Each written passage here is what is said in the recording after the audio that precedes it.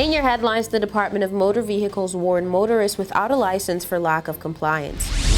Health experts are discussing what may also be contributing to the spread of monkeypox, and the Department of Gender Affairs hosted their gender equality policy consultation.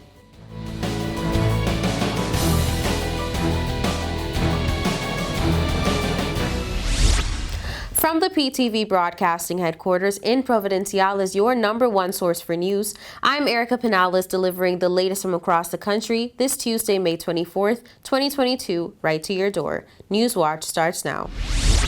Director of the Department of Motor Vehicle is warning motorists without a license plate display that tickets are being issued for lack of compliance. Here's the latest in this report. You would have seen some statistics coming from them where they've issued a number of tickets to persons who do not have license plates on their vehicles. And the truth is that there's no excuse for no one having a license plate on their vehicle now, because we have the supplies in stock and the plates are available for pickup. We've sent out notices to the public that persons can come to the office and receive their license plates and have them put on their vehicles. So, in short, Director of the Department of Motor Vehicles, or the DMV, Wilbur Kelly, says the grace period for lack of display of license plates on vehicles is over. We are at a point now in the department where we have the supplies for the license plates. We have enough license plates for vehicles in the Turks and Caicos at the moment. And where we don't have enough license plates, we are seeking to issue license plates on a temporary basis until we have the permanent license plates in place. Kelly acknowledges some shortfalls as it relates to sourcing license plates, but that issue is now a thing of the past. He says a number of factors attributed to the inability to source plates within an appropriate time frame, including a shipping delay with the United Kingdom where the latest plates were being sourced. We acknowledge that we have had some difficulty with procuring the materials to produce the license plates. Of course, you are aware that we have had some supply, some logistical problems with supplies. That was compounded when we were impacted by the effects of the pandemic, which made life a whole lot more difficult for us to get any supplies from anywhere. So those who have paid can now collect their plates, and those riding around with plates in their vehicles are advised to now display them or pay a hefty fine. In May 2022, Cabinet approved the funding and construction of the Providenciales Airport airside canopy at a cost of $1.2 million. Today, it's finally finished. Let's take a look. The Premier and Ministers of Government attended the groundbreaking ceremony for the airside canopy at the Providenciales International Airport. In May 2022, Cabinet approved the funding and construction of the Providenciales Airport airside canopy at a cost of $1.2 million. The $1.2 million canopy is part of the Provo Airport update, nearly $22 million allocated to address immediate challenges at the airport, including the canopy, the Airport Authority's head office building, and a control tower. Don't go anywhere. More Newswatch when we return.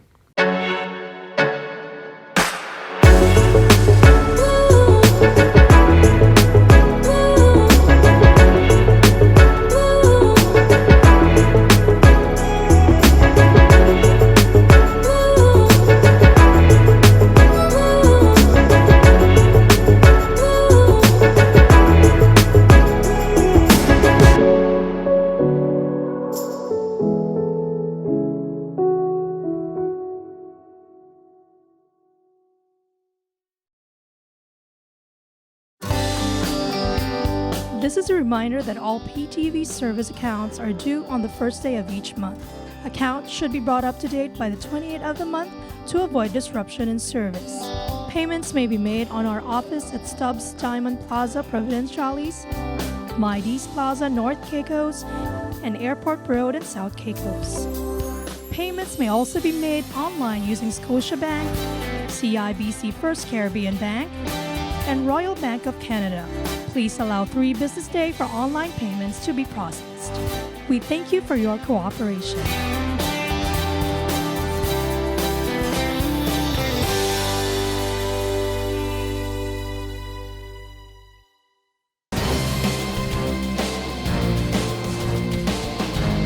Welcome back to Newswatch. Up next, we take another look at the mildly contagious monkeypox virus and what the health experts are saying may also be contributing to its spread. Take a look. Researchers now say that the monkeypox virus is primarily spread through sex, according to the World Health Organization. Reports share that an outbreak in North America and Europe is spreading primarily through intercourse among men, with approximately 200 confirmed and suspected cases in over a dozen countries, with countries like Belgium instituting mandatory quarantine measures for patients presenting with symptoms. Officials say the virus is not a sexually transmitted infection, which are usually spread through semen and vaginal fluids. However, the most recent surge presented has been spread among men who have relations with other men, emphasizing that anyone can contract it, as the virus is also spread through close contact with people, animals, or materials infected with the virus, which enters the body through broken skin, respiratory tracts, the eyes, nose, and mouth.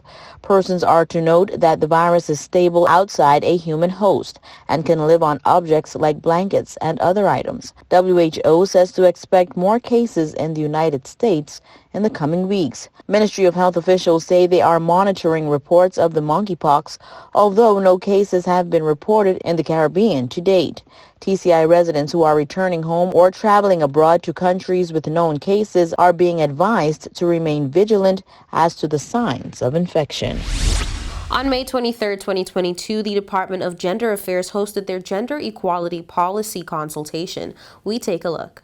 This consultation was aimed towards outlining the improvement of vital social, legal, political, economic, and cultural conditions of people in the TCI. We will look at strategies that are essentially related to improving our response to gender issues at all levels. The world is changing, and that's why we feel this policy is very timely. But to achieve the goal of this policy, all stakeholders are required to take responsibility in their areas of interest. Hence, all sectors must work together to do three things: to develop, disseminate, and communicate this policy. That is the only way this policy will be successfully implemented. The Ministry of Home Affairs say that they will play their part in advancing this gender equality policy to strengthen the institutional framework with a mandate to initiate, ordinate, and issue. This will be done precisely that way to carry out the 12 critical areas of the Beijing Platform for Action, which states to advance the goal of equality, development, and peace for all women everywhere in the interest of humanity, as well as other international commitments, including the Sustainable Development Goals. Gender equality means that women and men have equal conditions for realizing their full human rights and potential to contribute to national, political, economic, social, and cultural development, and to benefit from the results. And sometimes, when we speak about gender equality, we don't see that unity. We think we're only talking about women. We're not. We're talking about unity and being united in creating a promised land for Turks and Caicos Islands, for the Caribbean. So I'm Tony Broadbine, the representative of the UN Women Multi-Country Office. We cover 22 countries and territories in the Caribbean. From Barbados, some of our staff are in Jamaica, we have some staff in Guyana, as well as Grenada and Trinidad and Tobago. We're expanding as we speak to St. Vincent and the Grenadines, St. Lucia, and Grenada. We are really delighted to be here. It's been some time since someone from my office has been in Turks and Caicos Islands. The last time we were here was when Turks and Caicos acceded to the Convention on the Elimination of All Forms of Discrimination Against Women. Tony Ann Broadber is the Deputy Resident Representative of UN Women in the Caribbean. UN Women is the UN organization dedicated to gender equality and the empowerment of women. A global champion for women and girls, UN Women was established to accelerate progress on meeting their needs worldwide. Now, I'm sure many of you are aware of the Multi-Country Sustainable Development Cooperation Framework that the United Nations has entered into in the Caribbean region, and the 4 pillars across that framework: shared prosperity and leaving no one, and economic resilience, equality, well-being, and leaving no one behind, sustainable natural resource management, and peace, safety, justice, and rule of law.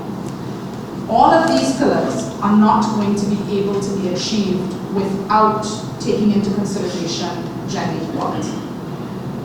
Even something like climate change, and I'll get into that a little bit more. When I was in Jamaica, when travel was something that we did frequently, it was about 2 or 3 years ago, an immigration officer asked me why I was there. I explained why I was there, and he said, what gender has to do with this? Explain to me, and he actually took some time to sit with me and talk about it. And I said, well, we're here for a climate change meeting. And the reason gender has something to do with this is because if you don't know what the vulnerabilities are of the women in your community and the men in your community, you are not going to be able to provide adequate support for their resilience. We gather that in line with international agreements and the Beijing Platform for Action, and through years of dedicated advocacy by women's movements, a number of countries have acted to advance gender equality by changing constitutions, creating women's affairs ministries or institutes, reforming civil codes, penalizing gender-based violence, and enacting gender-based quotas for political offices. Stay tuned for more of this story in a subsequent newscast. Don't touch that remote, we'll be right back. Coming up next is your weather forecast. This is a reminder that all PTV service accounts are due on the first day of each month. Accounts should be brought up to date by the 28th of the month to avoid disruption in service. Payments may be made on our office at Stubbs Diamond Plaza, Providenciales, Mides Plaza, North Caicos, and Airport Road in South Caicos. Payments may also be made online using Scotiabank, CIBC First Caribbean Bank, and Royal Bank of Canada. Please allow 3 business days for online payments to be processed. We thank you for your cooperation.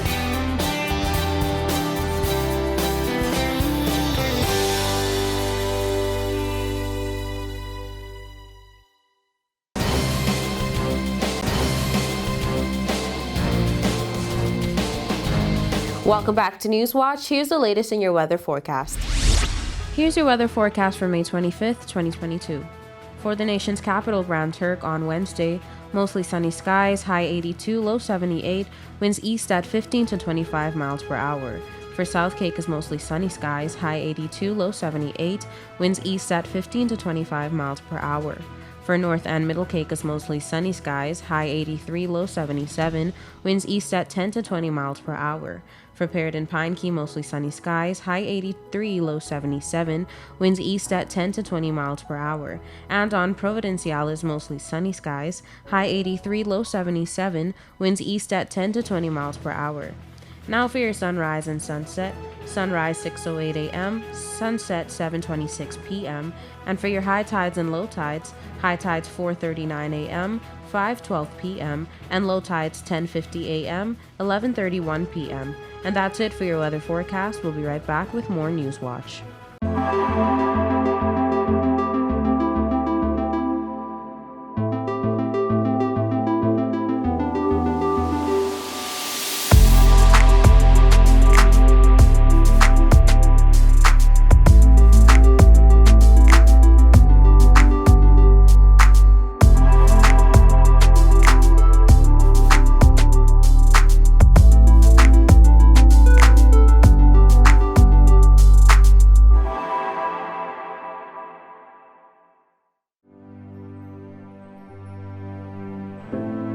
Here at People's Television, we're more than just your leading news and entertainment services. We are spreading the gospel.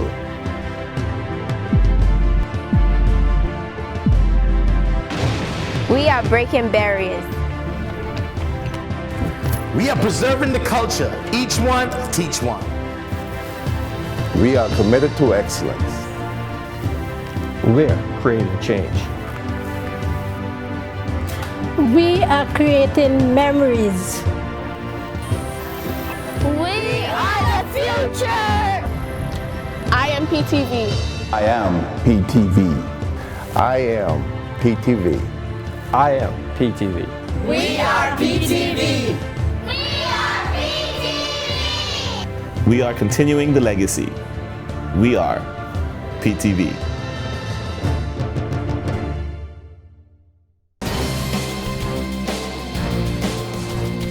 Welcome back to Newswatch. Since the official announcement of the Turks and Caicos Real Estate Association's high school mentorship program, 10 mentees have been selected for the inaugural group. Here's more. 10 mentees have been selected for the inaugural group of the Turks and Caicos Real Estate Association's high school mentorship program and will begin their journey on the road to embracing the fundamentals of the real estate field this month. TCREA Ambassador and Director of the Mentorship Program, Mr. Trevor Musgrove, shared how pleased the committee was to have received 30 applications for the program, saying, quote, "We extended the opportunity to high schoolers and young college students aged 13 to 17. Initially, the invitation for applications was shared only with Providenciales students because of the logistical challenge to accommodate in-person sessions with sister island students, as all our committee members are based in Providenciales. Luckily, once the Ministry of Education came on board and endorsed the program, Honorable Rachel Taylor immediately encouraged us to extend the mentorship opportunity to all islands, pledging her ministry's commitment to handling the necessary authorizations and costs to ensure successful applicants outside of Provo would be able to travel here as needed.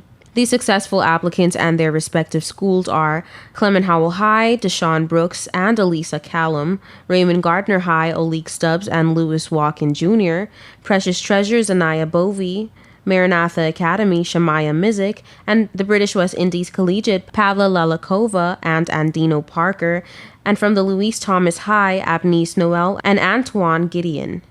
Musgrove said they were pleased to have had applicants from North Caicos and were hopeful to have students from Grand Turk and South Caicos among the group. However, no applications were received from those islands.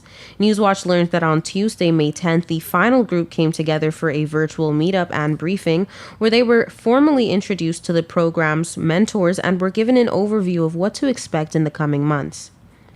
The teens will receive a monthly educational module over the next 6 months and will be provided 1 to 2 weeks to internalize the information.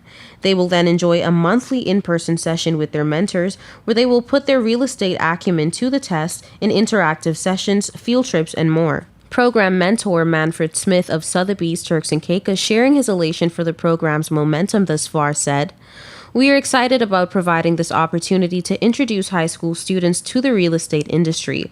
From the initial feedback, the students are also very keen to learn, which makes it rewarding for us all as we contribute to the development of tomorrow's professionals."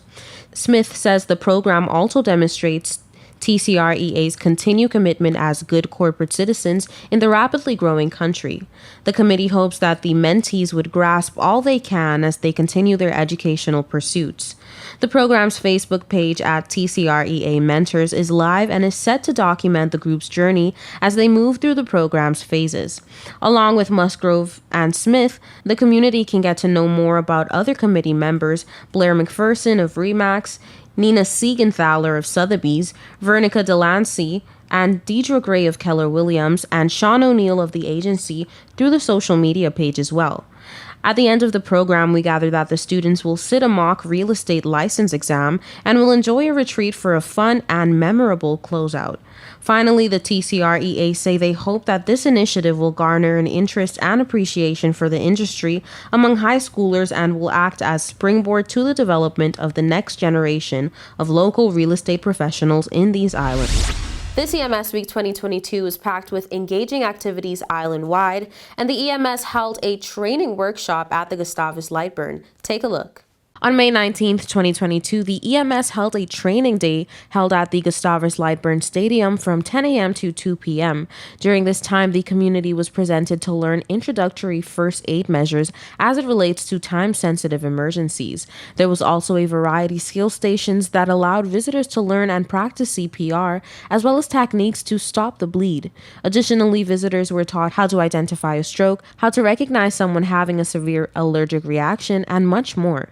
Well, today at Gustavus Lightburn, we are having the Save a Life Day with the EMS team, which we are celebrating for the entire week, which is Emergency Medical Services Week, Rising to the Challenge. So today, you'll have various tables and persons can come in and see the exhibits we have where they're showing all of the aspects of the EMS, as well as, surprisingly, I had an opportunity to deliver a baby just now with the artificial. So even if you're en route to the hospital and you are delivering, we have the capacity to be able to deliver the baby as well as get you safe to the hospital en route.